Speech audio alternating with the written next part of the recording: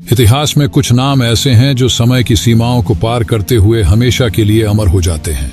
ये कहानी है ऐसे ही एक नाम की जो न केवल अपनी वीरता और त्याग के लिए जाना जाता है बल्कि स्वाभिमान और स्वतंत्रता की भावना का प्रतीक भी है। यह कहानी है मेवाड़ के सच्चे रक्षक महाराणा प्रताप की। 16वीं शताब्दी का भारत। देश के अधिकतर हिस्सों पर मुगलों का कब्जा हो चुका था। अकबर अपनी शक्ति के बल पर पूरे भारत को अपने अधीन लाने की योजना बना रहा था, लेकिन राजपूताना की भूमि, जहां वीरता, स्वाभिमान और स्वतंत्रता का जन्म होता है, अब भी उसकी ताकत के आगे झुकने को तैयार नहीं थी। ये वही समय था जब मेवाड़ की धरती पर एक ऐसा बालक जन्म लेने वाला था जो राजपूताना की गौरवशाली परंपरा को नई ऊंचाइयों पर ले जाएगा। यह बालक वह होगा जो किसी भी कीमत पर झुकेगा नहीं, डरेगा नहीं और अपनी मातृभूमि की रक्षा के लिए अपना सब कुछ न्यौछावर कर देगा। यह कहानी है कुंभलगढ़ के किले की ऊंची दीवारों के भीतर जन्मे एक योद्धा की, जिसे इतिहास महाराणा प्रताप के नाम से जानता है। अरावली की पहाड़ियों और रेगिस्तान के बीच बसा मेवाड़ राजपूताना का गौरव था। यहाँ के लोग अपने स्वाभिमान और स्वतंत्रता के लिए सदियों से संघर्ष करते आए थे, लेकिन इस समय मेवाड़ के किले, खासकर चित्तौड़गढ़, मुगलों के कब्जे में जा चुके थे। ये मेवाड़ वासियों के लिए एक काला अध्याय था। महाराणा उदय सिंह, मेवाड़ के राजा, मुगलों की शक्ति को जानते थे। उन्होंने चित्तौड़गढ़ को छोड़कर अपने परिवार और कुछ भरोसेमंद दरबारियों के साथ कुंभलगढ़ को अपना नया निवास स्थान बनाया। कुंभलगढ़ की दुर्गम पहाड़ियां और मजबूत किले की दीवारें मेवाड़ के स्वाभिमान की रक्षा के लिए उपयुक्त स्थान थीं। लेकिन हर अंधकार में एक नई रोशनी जन्म लेती है। इसी संघर्ष और निराशा के समय कुंभलगढ़ के महल में एक ऐसा बालक जन्म लेने वाला था जो मेवाड़ को फिर से स्वतंत्रता का स्वाद चखाएगा। यह गर्मियों की रात थी। महल के भीतर एक अजीब सी हलचल थी। रानी जयवंताबाई प्रसव पीड़ा से गुजर रही थी। महल के बाहर और अंदर हर कोई एक शुभ घड़ी का इंतजार कर रहा था। वैद्य और दाइयां अपनी पूरी तैयारी में थीं।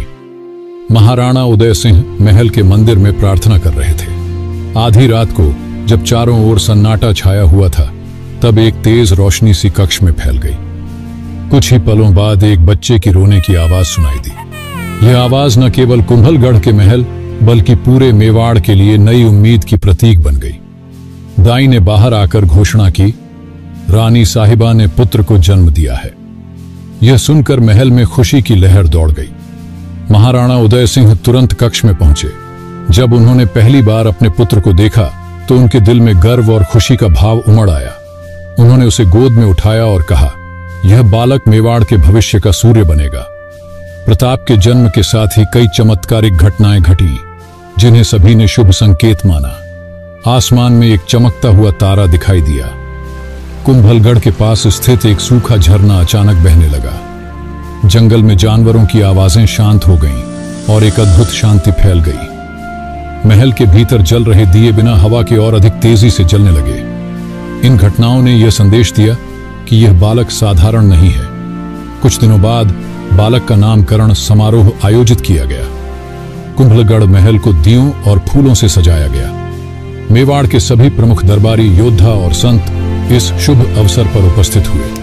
पंडितों ने वैदिक मंत्रों के बीच बालक का नाम रखा, प्रताप। महाराणा उदय सिंह ने गर्व से कहा, यह नाम केवल मेरे पुत्र का नहीं बल्कि मेवाड़ के साहस और स्वतंत्रता का प्रतीक बनेगा। इस उत्सव के दौरान महल में भव्य यज्ञ और भंडारे का आयोजन हुआ। प्रजा ने नाच गाकर अपनी खुशी व्यक्त की। यह दिन मेवाड़ के इतिहास में एक सुनहरे पन्ने की तरह दर्ज हो गया। प्रताप का बचपन किसी सामान्य बालक की तरह नहीं था, से ही उनमें एक अलग तेजस्विता और बल शक्ति थी। उनका चेहरा हमेशा चमकता रहता था और उनके भीतर से साहस झलकता था।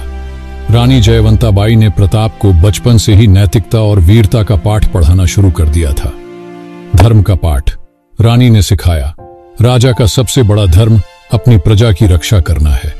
संघर्ष का महत्व उन्होंने प्रताप से कहा, जीवन में कठिनाइयों का सामना किए बिना सच्चा योद्धा नहीं बना जा सकता। देशभक्ति रानी ने प्रताप को बताया, तुम्हारा कर्तव्य केवल अपने परिवार के प्रति नहीं बल्कि पूरे मेवाड़ के लिए है। प्रताप को बचपन से ही घुड़सवारी, तलवारबाजी और धनुर्विद्या की शिक्षा दी जाने लगी। बहुत कम उम्र में ही उन्होंने इन कलाओं में महारत हासिल कर ली। प्रताप के व्यक्तित्व में बचपन से ही एक अलग प्रभाव था। उनके स्वभाव में साहस और दृढ़ निश्चय झलकता था। वह कभी अन्य बच्चों की तरह नटखट नहीं रहे, बल्कि गंभीर और शांत स्वभाव के थे। प्रजा में उनकी वीरता और बुद्धिमानी की कहानियां फैलने लगी। एक दिन प्रताप ने अपने गुरुकुल के अभ्यास के दौरान अकेले ही एक जंगली शेर का सामना किया। इस घटना के बाद उनकी वीरता की चर्चा पूरे मेवाड़ में होने लगी। महाराणा उदय सिंह अपने पुत्र प्रताप को देखकर गर्व महसूस करते थे। उन्होंने दरबार में कई बार कहा, यह बालक केवल मेरा पुत्र नहीं है, यह मेवाड़ की खोई हुई शान को वापस लाएगा। यह वही करेगा जो हम नहीं कर सके।